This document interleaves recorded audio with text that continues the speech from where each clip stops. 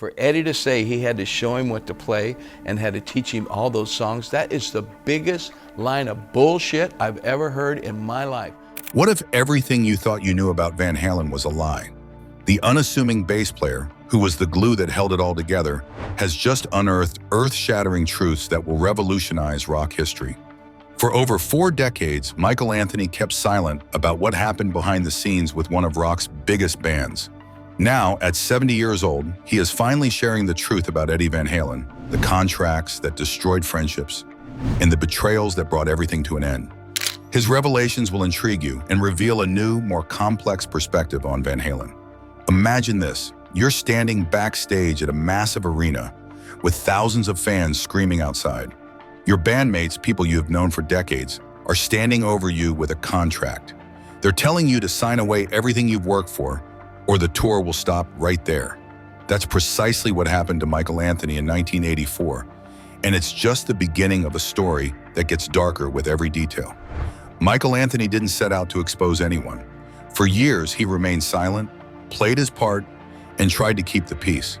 But as you delve into his story, you realize the extent of his sacrifices for Van Halen, far beyond what any fan could have imagined. And the way it all ended, that's where things take a truly harrowing turn. Early musical foundation. Let's rewind to the beginning.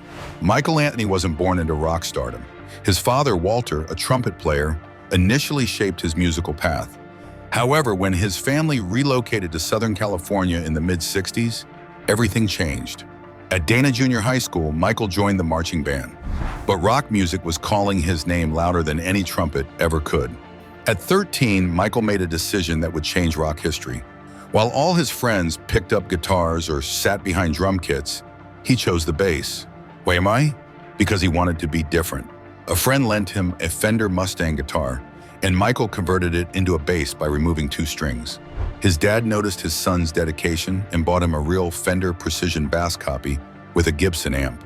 That's when Michael started studying the masters: Jack Bruce from Cream, John Paul Jones from Led Zeppelin, and Harvey Brooks from the Electric Flag. Here's something most people don't know. Michael is naturally left-handed, but he taught himself to play right-handed. That kind of determination was evident from the start.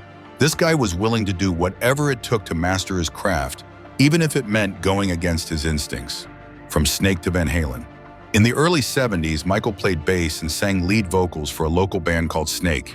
They played hard rock mixed with blues and were gaining fans in Pasadena and Arcadia by playing school dances and regional clubs, even though they weren't selling out big venues.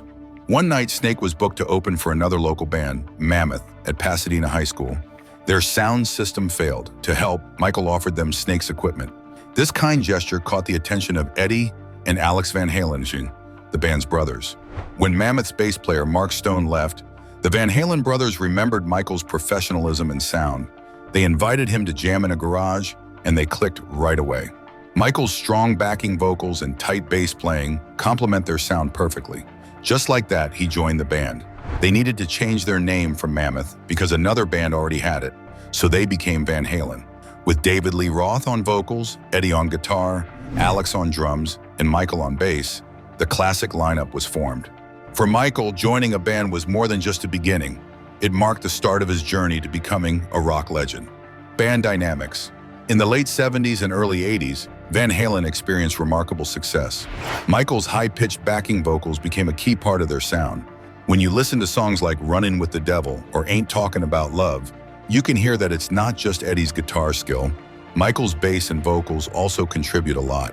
When their first album came out in 1978, Michael was treated as an equal member of the band. Former manager Noel Monk stated that Michael received a fair 20% share of everything, including album sales, tour profits, and merchandise. He also shared the band's debts and had a say in decisions. This was his band too, and it seemed like it would always be that way. However, success can change people, and as Van Halen rose to fame, some issues emerged. As the money and fame increased, Michael began to notice changes in how others treated him.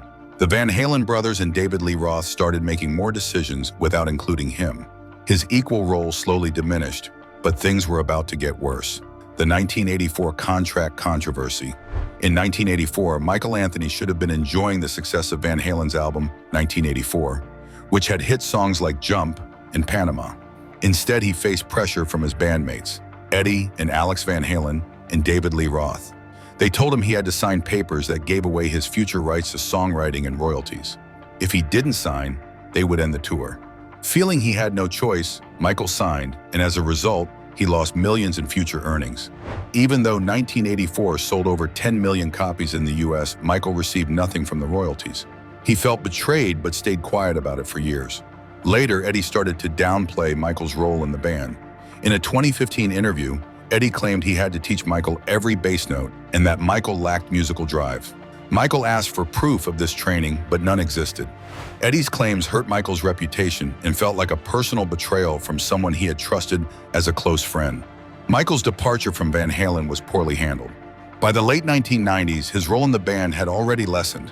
On the 1998 album Van Halen III, Eddie played bass for most of the songs.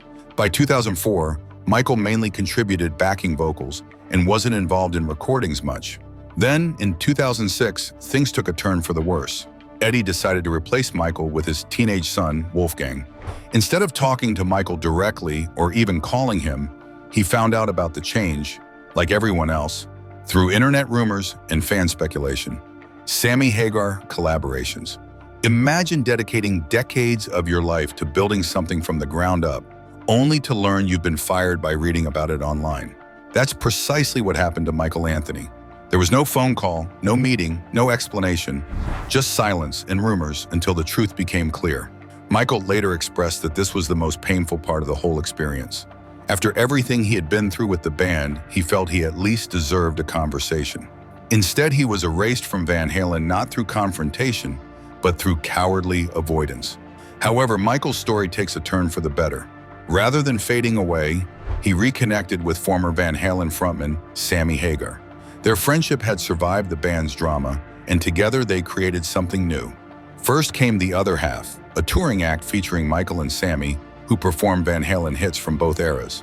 Fans loved it, as they could feel the authentic spirit of the band through these performances. Then, in 2008, they formed Chickenfoot, which included Michael, Sammy, guitar virtuoso Joe Satriani, and Red Hot Chili Peppers drummer Chad Smith. Chickenfoot wasn't just a side project, it was a legitimate rock supergroup. Their debut album climbed into the top 10 on the Billboard 200, proving that Michael Anthony still had plenty of music left in him. Critics praised the band's chemistry, specifically noting Michael's solid bass work and vocal harmonies.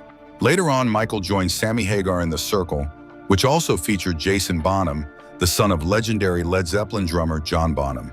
In 2019, they released Space Between, which peaked at number 4 on the Billboard 200. Not bad for a guy Eddie Van Halen claimed couldn't play bass, right? Canceled reunion tour. Following Eddie Van Halen's passing in 2020, discussions arose about a tribute tour. Alex Van Halen attempted to reconnect with former band members, including Michael, and Joe Satriani was considered as a potential replacement guitarist. Michael wanted to join in, seeing it as an opportunity to bid Eddie farewell, despite their complicated relationship. However, the reunion fell apart because of disagreements. David Lee Roth did not want to take part in anything that would directly honor Eddie's memory in the way others had hoped. Alex Van Halen's back injury added more trouble. The tribute tour that could have helped heal old wounds never took place. Meanwhile, Wolfgang Van Halen is now in charge of his father's legacy, and he is not focused on nostalgia or pleasing fans. He has criticized toxic fan culture and made it clear that Van Halen can't exist without my dad. While rumors persist about unreleased recordings by Eddie Van Halen, Wolfgang is cautious about how his father's legacy is preserved. Valerie Bertinelli's biopic opposition. Valerie Bertinelli, Eddie Van Halen's ex-wife, has made it clear that she does not want any movie about Eddie's life. She has told their son Wolfgang to make sure I'm dead before allowing Hollywood to tell that story. The family wants to protect Eddie's legacy on their terms, not for fans or the music industry. This brings us to Michael Anthony, who is now 70 years old. He is finally sharing his story and setting the record straight about what happened in Van Halen. For years, he stayed quiet out of loyalty and respect.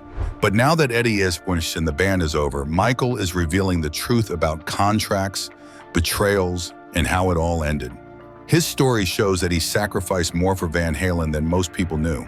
He gave up songwriting credits worth millions of dollars. He faced public criticism and private betrayals. He was pushed out of the band he helped create without even a phone call. Through it all, he continued to play music because his love for rock and roll was stronger than the drama that surrounded him. Michael Anthony's story is not just about Van Halen.